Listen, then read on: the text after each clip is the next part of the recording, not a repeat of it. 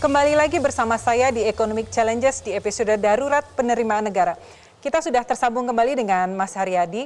Mas Haryadi, Anda sebagai Ketua Umum Asosiasi Pengusaha Indonesia, bagaimana tanggapan Anda tentang wacana pemerintah menggodok RUU Ketentuan Umum dan Tata Cara Perpajakan yang di dalamnya banyak sekali yang kemudian akan ada yang akan naik nih dari mungkin PPN, PPh dan sebagainya? Saya sempat mendengar Pak Yon dan Mas Misbahkut ya. Jadi memang kan inti daripada pemerintah dan undang-undang ini adalah menutupi shortfall daripada pajak di samping memperbaiki administrasi seperti yang Pak Yon sampaikan. Nah memang kalau kita bicara masalah administrasi, kami melihat terutama tadi yang disampaikan ya masalah keadilan, fairness, menurut saya itu sudah cukup baik di saat kita bicara beberapa komponen seperti di PPN. Nah, tapi kalau kita melihat secara keseluruhan, tentunya juga harus dilihat basis daripada perhitungan ataupun juga maksud daripada konsolidasi fiskal tadi itu juga seperti apa. Jangan sampai nanti malah memberikan efek yang menjadi beban dunia usaha yang akhirnya menjadikannya menurunkan daya saingnya. Nah, Mbak Kiki, yang kalau kita melihat secara umum daripada KUP ini, dikaitkan dengan masalah shortfall, sebetulnya kita tidak perlu harus panik juga ya, karena kondisi ini dialami oleh seluruh negara di dunia, dan biasanya setelah kita mengalami situasi kejadian krisis, itu juga kembalinya akan cepat. Kemarin kita sudah sempat menikmati di kuartal pertama tahun 2021 ini juga kondisi makronya juga sudah naik. Nah ini yang juga perlu diperhatikan, jangan sampai kita karena terkunci atau kita itu terkondisikan dengan keadaan sekarang, maka kita mengambil langkah-langkah yang nantinya justru menimbulkan penurunan daripada daya saing. Dan kalau itu menjadi penurunan daya saing, ini juga akan menjadi masalah bagi dunia usaha. Ya. Nah ini Mas yang perlu Haryadi dipikirkan Pak ya. Termasuk salah satunya adalah yang muncul baru ini kan adalah apa yang disebut sebagai pajak karbon ya. Ini juga sempat ramai. Nah ini juga perlu nanti dibicarakan dengan kalangan dunia usaha, bagaimana dan sebagainya, yang tentunya harus dicarikan titik temu, karena masalahnya adalah masalah shortfall. Itu yang harus kita fokuskan di sana, Mbak. Baik, Mas Haryadi, Anda tadi menyampaikan ya sebenarnya bisa menerima selama itu bagaimana supaya tidak kemudian lebih menekan dunia usaha. Pemerintah menyampaikan ada beberapa hal yang kemudian dikecualikan ya, baik itu barang maupun jasa. Bagaimana sebenarnya selama ini, apakah itu cukup untuk menjadi mendorong ekonomi kegiatan usaha di sektor yang selama ini telah mendapat pengecualian tersebut? Iya, sektor-sektor yang mendapat pengecualian itu memang tentunya mendapatkan perhatian khusus karena memang kondisinya adalah strategis ya. Seperti contohnya di beberapa sektor seperti pertanian misalnya contoh ya. Itu memang tujuannya adalah untuk mendorong kesejahteraan di kalangan petani seperti itu. Nah, yang paling penting sebetulnya di dalam tadi menyangkut masalah keadilan, itu betul-betul juga harus dilihat dari sisi perspektif yang lebih luas, Mbak. Jadi tidak hanya perspektifnya itu karena kondisi dan keadaan saat ini, itu yang paling penting. Karena kalau kita melihat sekarang itu kan tren dunia itu juga menuju kepada sistem perpajakan yang lebih kompetitif ya, lebih berdaya saing. Nah ini juga harus kita lakukan, dan dengan adanya tax amnesty pada tahun 2016-2017 yang lalu, sebetulnya arahnya sudah ke sana.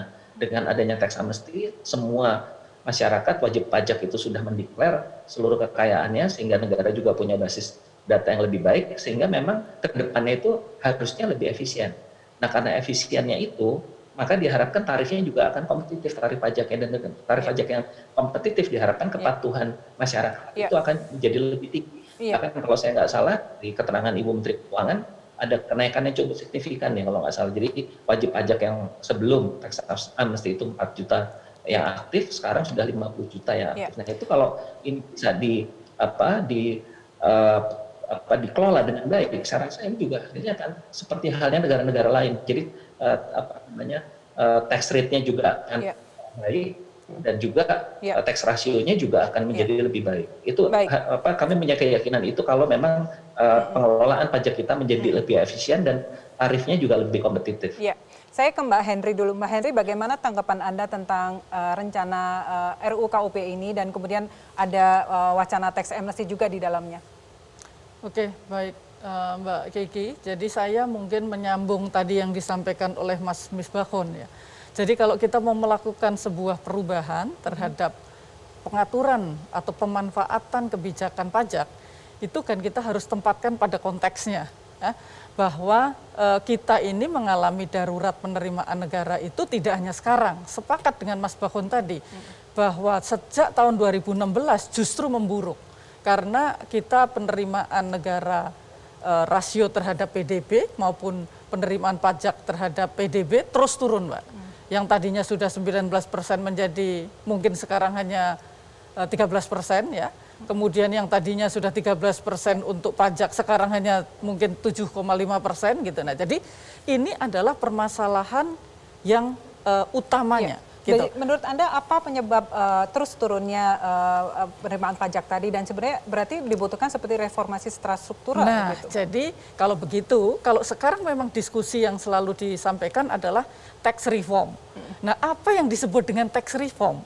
Karena tadi Pak Yon juga sudah menyampaikan bahwa ini ada fungsi-fungsi pajak yang juga harus dijalankan gitu.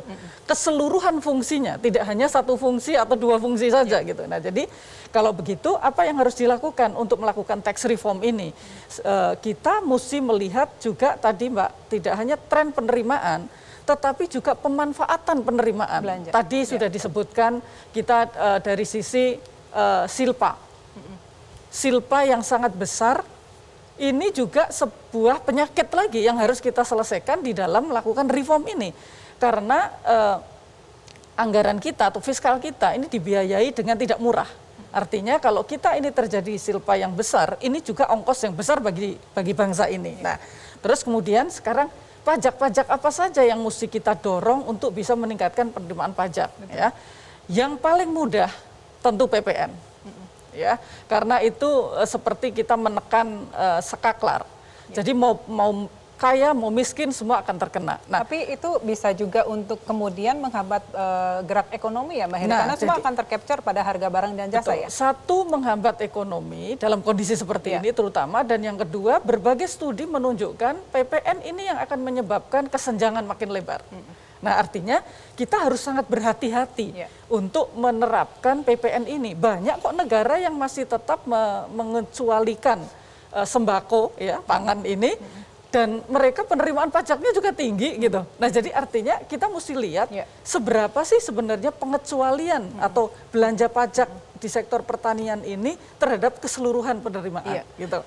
Memang nah, kalau kita lihat Mbak Henry, pemerintah kan ada studi juga bahwa sebetulnya perbandingan PPN Indonesia tuh jauh lebih rendah daripada negara lain. Tapi ini menarik dibahas, tapi kita akan kembali setelah yang satu ini.